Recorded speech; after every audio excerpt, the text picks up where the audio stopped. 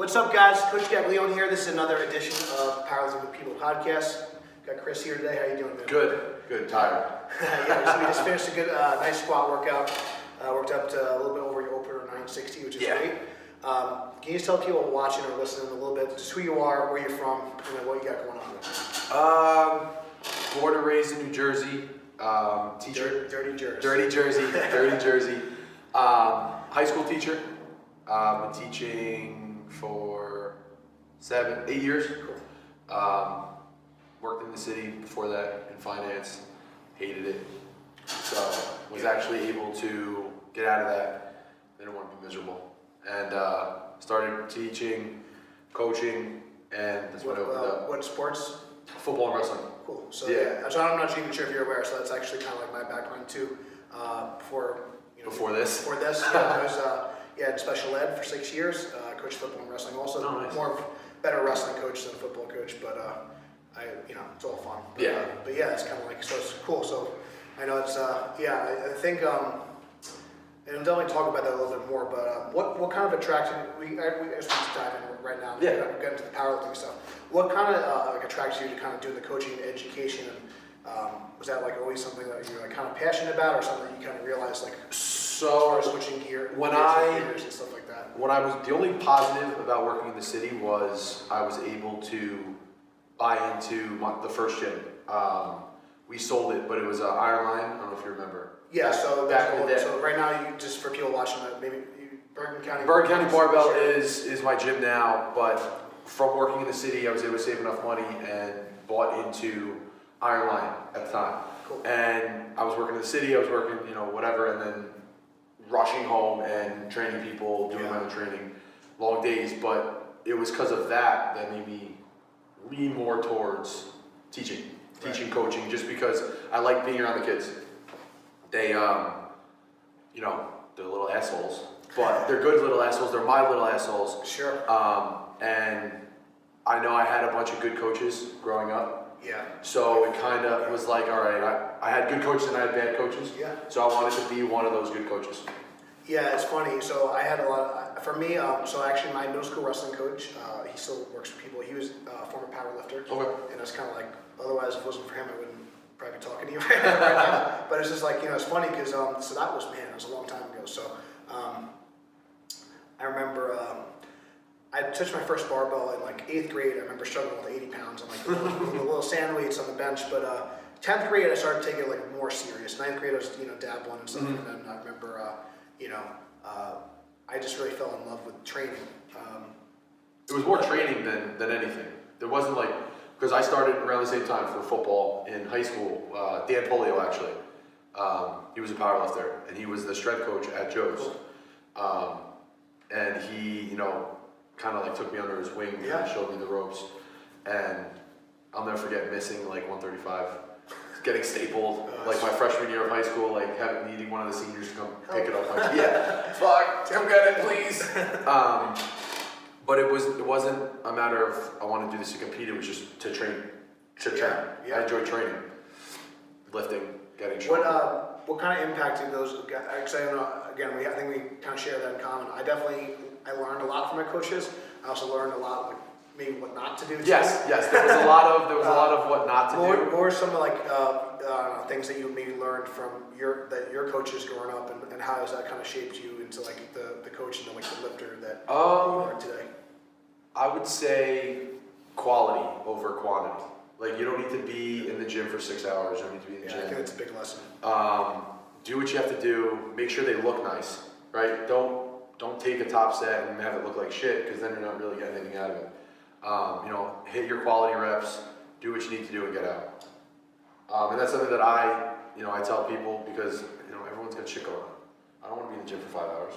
I want to train. I want to train. I want to coach. I want to leave. Yeah, do what you got to do. Yeah, like everyone has. I have work. I have practice. I don't want to be there all day. Sure. We were talking before we started recording. I just had a seminar with Dan John, and one of the things we were talking about is Pareto's principle, like the 80-20 rule. Mm-hmm. And I think that kind of applies to what you're saying too. It's like, what is like the meat and potatoes? What do I need to do today? What's going to give me the biggest return on my investment?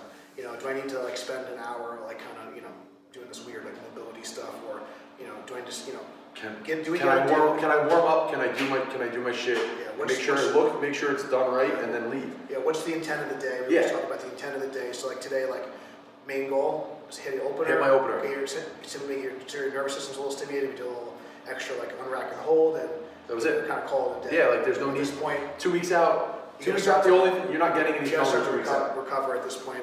So we want to keep we talked about during peaking phase, we want to stimulate the central nervous system. We want to kind of drop or eliminate fatigue. So I think that's a really good point. Anything else like, or maybe some things maybe you kind of learn not to do, or some other things that you kind of like learned like growing up as far as training? Not to do. Or things Always have a plan. I may not have, if I'm walking in the gym and it's not like a main day, like let's say I gotta do, shoulders or something, or like an accessory day.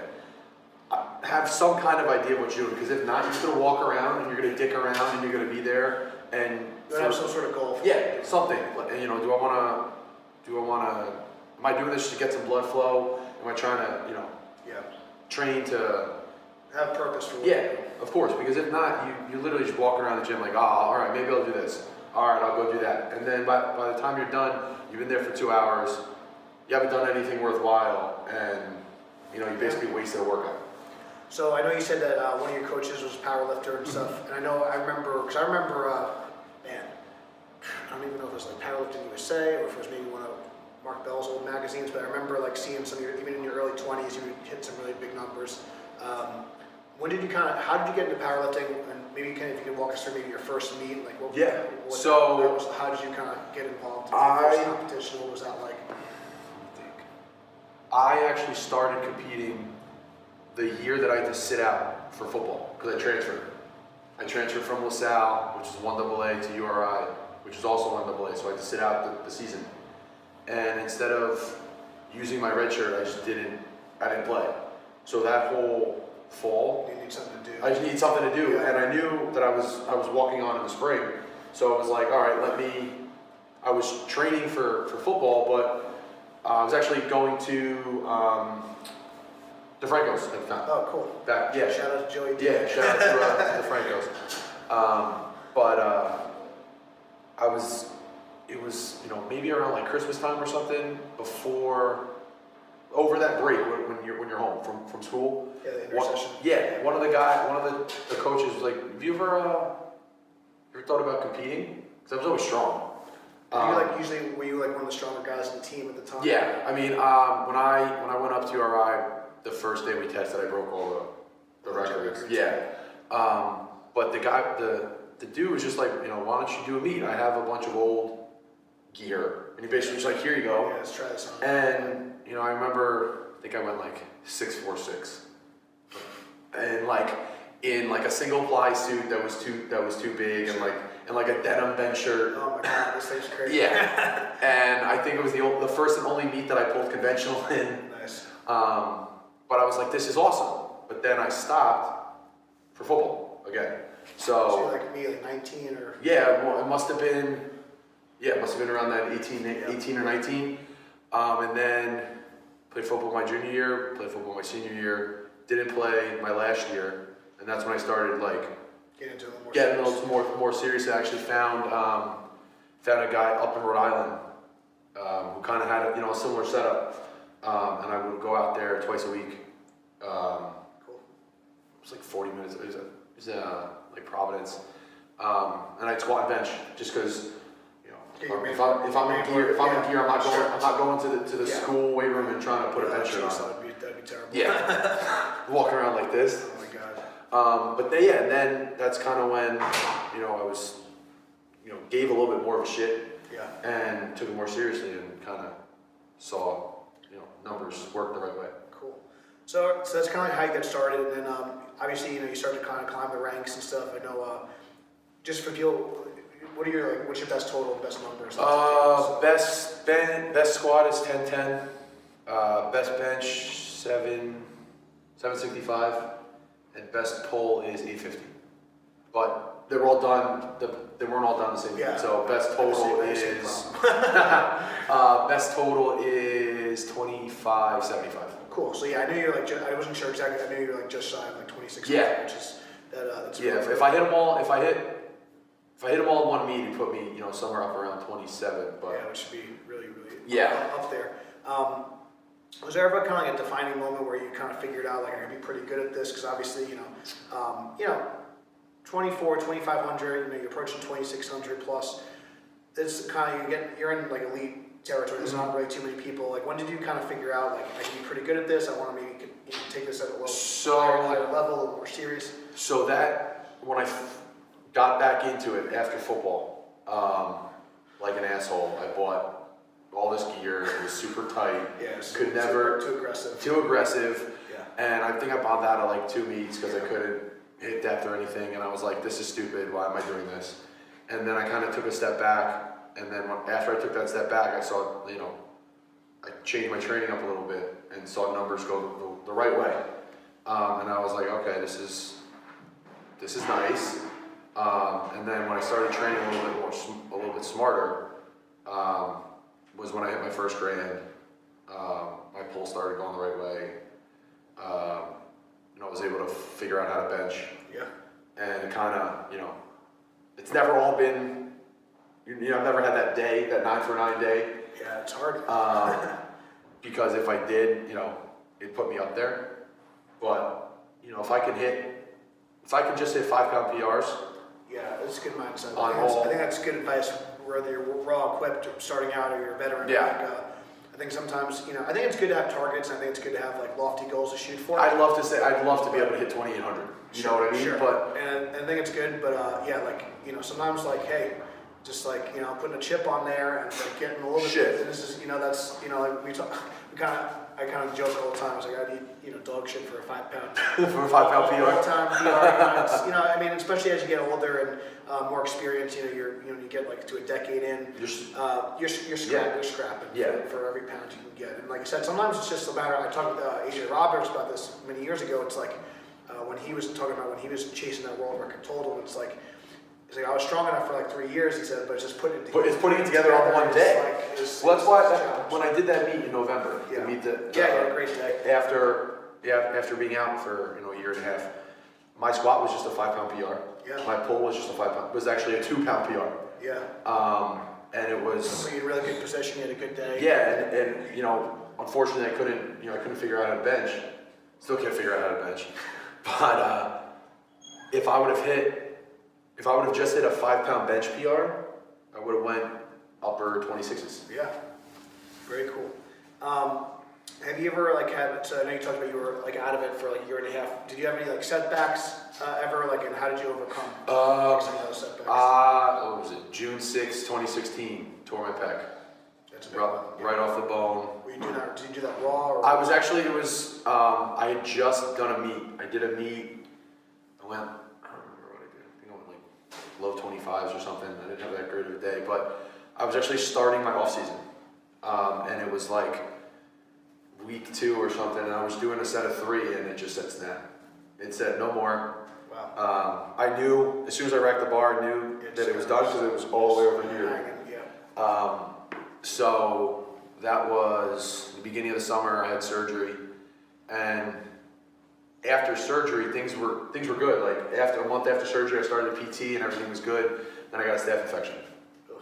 So I got a staph infection all in my bicep, and it turned into basically a year of 3 more surgeries, a hole in my arm that's actually closed now, but that was an open hole for a year, and that put me on the shelf for a year and a half. It happened in June. The original injury happened in June, and I didn't compete again until that meet in November. Cool. Yeah, it was great. Like I said, it was great to see you come back and you have a really good day. And, that was cool. I know we had a bunch of our guys and girls compete. Yeah, that was a big meet. That was nice. Awesome. Do you have any advice for people if they're dealing with a big injury like that? Because I feel like a lot of times, sometimes when people are faced with something like that, you got 2 options. Obviously, you can kind of just fold over and just quit, obviously, or you can kind of take your time and do what you can. So what advice do you have to people that want to maybe stay in the game if they have some injuries? So I know me personally, after it happened, I got wind of people saying oh, he's done. he's done. Chirping. You know, he's never gonna be back. You know, it was bad, blah blah blah. And that kind of was obviously I wanted to get better to come back, but that kind of added, you know, a lot of fuel to the fire. And you know, when I'm sitting in rehab or you know, sitting in the doctor's office with a hole in my arm, I'm like, all right, that's fine, it's okay. But once they cleared me to train, I was training. I listened to the doctors because I knew that I was going to be, you know, in this situation back. You know, eventually everything, knock on wood, was going to get better. Everything was going to, you know, figure out, you know, heal itself, and was going to be back on the platform. Just a matter of kind of. Did you ever second guess you're going to be ready, or were you pretty positive throughout the whole? The only time I second was actually I was supposed to do the Arnold, the XPC, and I couldn't find a shirt. Everything. Yeah, you said it was kind of digging in. Yeah, it was the way it's cut. It kind of just sits right on the attachment. But luckily, the Titan shirt that they sent me doesn't do that. So the only problem is it's a really tight 3-ply. So I wasn't gonna be able to break that one in for the Arnold. So I just pulled that weekend. That was the only time I didn't feel ready. Obviously, you know, when the bar's in my hand, I'm like, oh shit, don't go again. Because that's kind of thoughts always in my mind. Yeah. You know that is it gonna snap again kind of thing. But I think once you get over that, but I feel like that's any injury. Right? Yeah, anytime somebody gets hurt, training, training, or even in sports, you know, you make a cut and your ACL goes, you rehab it, you're back on the field. Next time you make that cut again, you know, you're really making it as, you know, with as much effort, or are you kind of second guessing it? So I think once, you know, a couple more, you know, a little bit more time under the bar, in a shirt, training, you know, I could definitely be back and probably better than where I was before I got hurt. In my shirt, because raw benching is still scary. Yeah, well, sure.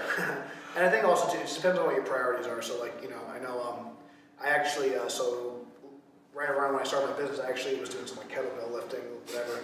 Yeah, it was weird time. I always like joke, but it's a dark time. Yeah, dark time. But, you know, well, like, you know, when I started my business, like, it's hard doing what we do alone. Of course. I didn't have, you know, I was transitioning, so I was still kind of like, you know, we had 2 of these elite racks in the wrestling club, so it wasn't really like I couldn't really. Yeah. It was kind of difficult to say at least training for like a multi-ply meet. Oh yeah. So I was just doing some stuff, and I dislocated my shoulder, and I partially tore all my rotator cuff muscles, and it wasn't bad enough to have surgery, but the orthopedist was like, just don't bench. And I'm just like, Hold on, that's part of my total. You need to bench. It's just like kind of, but you know, and it's just you know. There was a point where, so I wasn't really benching heavy raw for quite some time, but once I was kind of clear and I was, you know, I was able to bench in the shirt. Actually, earlier than, you know, benching heavy full range raw, and I think that is something to consider. We were kind of talking about again, like before recording, like maybe you have some hip impingement or whatever, maybe a pair of briefs could help, and it's not to say like obviously what you do you know, is an extreme version, but there's nothing to say like maybe you are an older lifter or a master's lifter. Why not Competing. I think it doesn't need to be like a crazy tight suit or anything. You could say like, hey, you don't need the gangster tight stuff initially. You can start with something looser, work in, and if it allows you to keep training and do what you love, you know. If your goal is to be a flash in the pan for, you know, 2 years and, you know, hit these big numbers and, you know, no one ever hears from you again, that's fine. Like that's your, you know, whoever's prerogative, but I want to continue doing this. I've been doing it for 10 years. I think I have another, you know, 5 to 10 years. Yeah. So I'm going to be smart, but some people, you know, don't have the same viewpoint. But I think anyone who is intelligent and would want to listen, buying a big pair of briefs or buying a big shirt is only going to help you stay in the sport. It's a tool like anything else. It's a tool. It's just like, you know, it's just like bands, it's just like chains, it's just like blocks, it's just like, you know, doing whatever. It's a tool to help you get stronger. You know, we talked about it before, like you said, when you did that squat and then you started squatting raw again, everything felt light. Yeah, it was pretty wild. Yeah, cool. So I want to get into like, you know, we're doing this seminar coming up and stuff, but before we get into like some of the details of that, if you could just maybe explain for the people that maybe are listening for the first time and they're like not really sure what multi-ply lifting is, not really sure what single ply lifting is, just maybe a brief, really quick, doesn't need to be super long, overview of equipment and like what would you say are the biggest differences between like raw and equipped? Like, so single ply, multiply just kind of is determined based on the number of layers. Usually it's talking about polyester or canvas, but basically any type of suit or shirt that's going to basically protect you, but by protecting you, it actually helps you lift a little bit, lift more weight.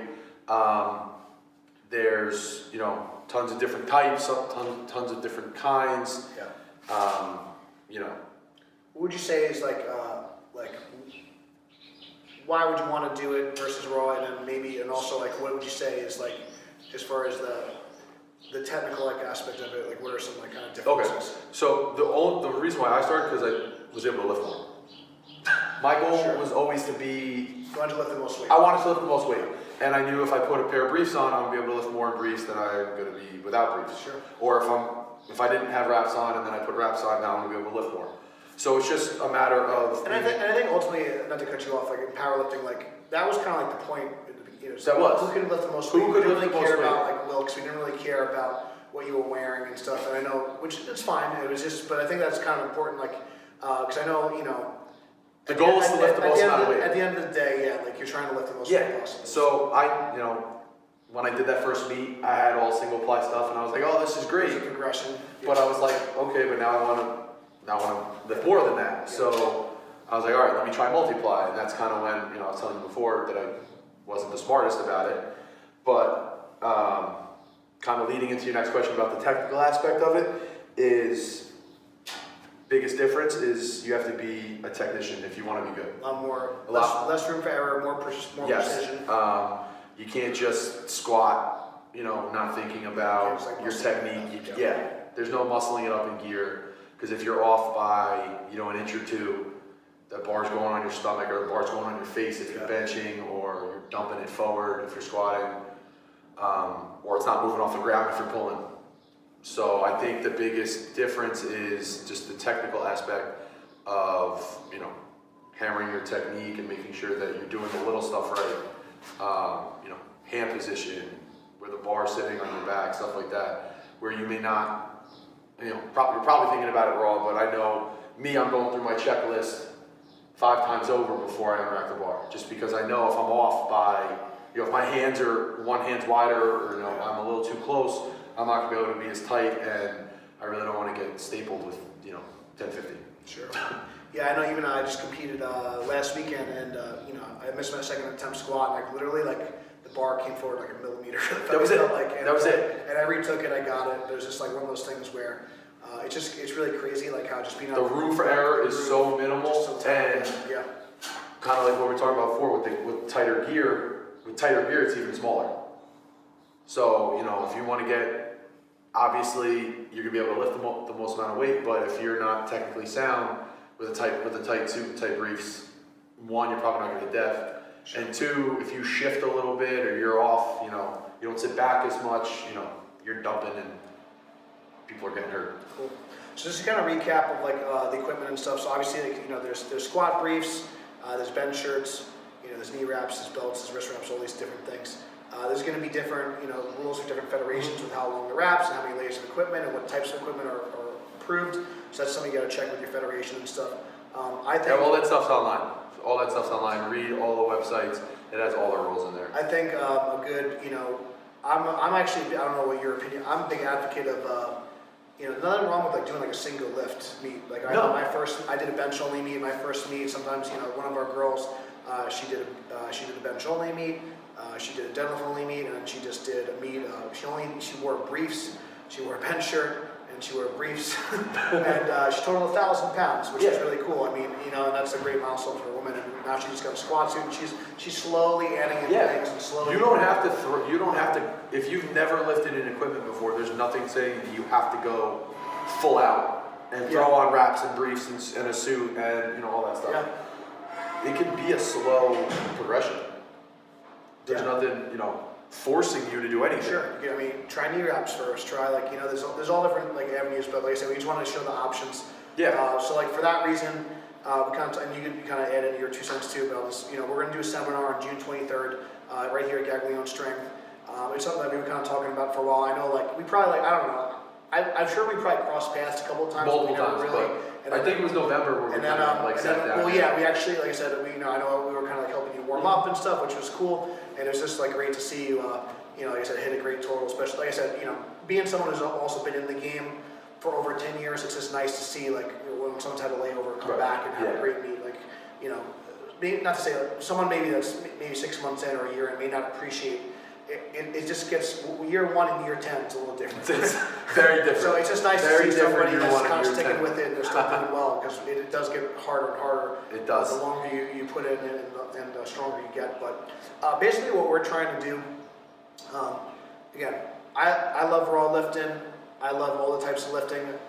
When I got into sport, it was West Side, it was Chuck V, and it was this, it was the heyday of multiply, Yes. WPO, and Yes. to me, that got me excited.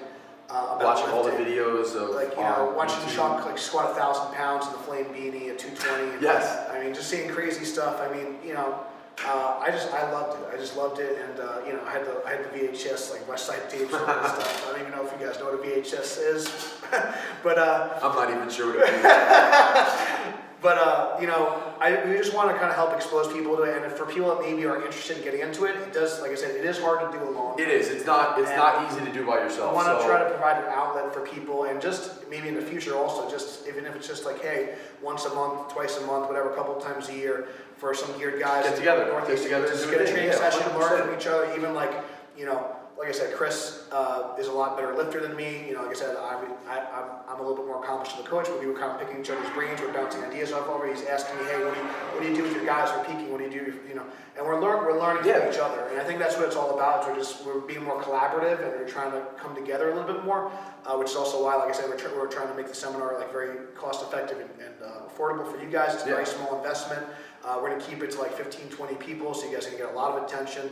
We're gonna do some hands-on stuff. We're gonna do some technique help. We're gonna have Q&A, and then we're gonna have a little workout. So if you have your own equipment, if you want to try some knee wraps, if you want to even try some. I'm gonna bring some.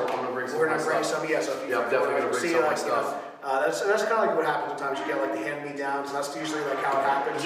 I love hand-me-downs because they're broken in. Yeah. If I can put on a broken-in pair of briefs, my life. Just get down. I'm way happy. You don't have to take 5 workouts to hit depth. I think We're touched. no, but I think But you want to expand on what I said. But I think that when we started, it was multiply, and for whatever reason, people wanted to try other things out. You kind of saw it tailor off a little bit. But I've been seeing more people kind of trying it out, getting into gear. So I think that we decided it's going to be beneficial to everyone by just having this, educating people just so that they know the ins and outs of it, but also kind of get some hands-on work. Yeah, and I think, like I said, the biggest thing with powerlifting, you can do it at a high level like Chris. You can do it at a high level like someone like Larry Wheels and stuff, whether it's raw or equipped and all this stuff. But Chris got to meet my mother today, which was great. She's hitting her box squats. She's killed it. She killed did great. She's 6 years old, and I think powerlifting can be something for everybody. It's just you take it to whatever level you want, and we just want to kind of show you that you have options. There's options, and you don't have to be a 2-year flash in the pan. You can have a 10, 15, 20 year Yeah, career and I think in that's the sport. thing. If you love it, like I said, we obviously are very passionate about lifting. We want to share our passion with you guys. And like I said, this is just another way. If you like it, great. If you don't like it, that's fine. But we just want to show you. And maybe maybe it's not now, but there's a point in time you're like, hey, you know what? Maybe my hips maybe I can't squat raw anymore, but I can squat with Throw a briefs. pair of briefs on. And it just allows you to stay in the game longer. And I think that's really, that's probably a good place to kind of close out. If you want to add anything and maybe let people know where they could follow you. We are the 23rd, right? Yeah, the 23rd is the 23rd here. Link in the description. Yeah, definitely put the link in. Definitely come out. You come out. If you hate it, that's fine. But at least have another option. I think it's all about options and learning and educating yourself and you come out, you put your bench shirt on, and you absolutely hate it, like me, that's fine. But you know, if it can save my other pec, then you know, it's just gonna benefit you. Cool. And then where can they follow you if maybe you're in the Jersey area and they want to... Jersey area, definitely stop by Bergen County Barbell. It's located in CrossFit The Rack in Paramus. You can follow it. The Instagram is Bergen County Barbell. And my Instagram is at Mr. 2_D5. Yeah, you got to get those underscores. You got to get those underscores in there. Well, yeah, like I said, we're really excited to have you here, Chris. I'm looking forward to it. It's been It'll be a good time. pleasure. Like I said, we got a great squat session in today. You know, like I said, we'll see. We're looking forward to do some more stuff in the future. Definitely check out the links below. If this podcast helped you, please share it. Please subscribe. Please give us a rating on iTunes, 5-star rating. It helps other people find us. Follow everything. And thank you guys so much for watching, man.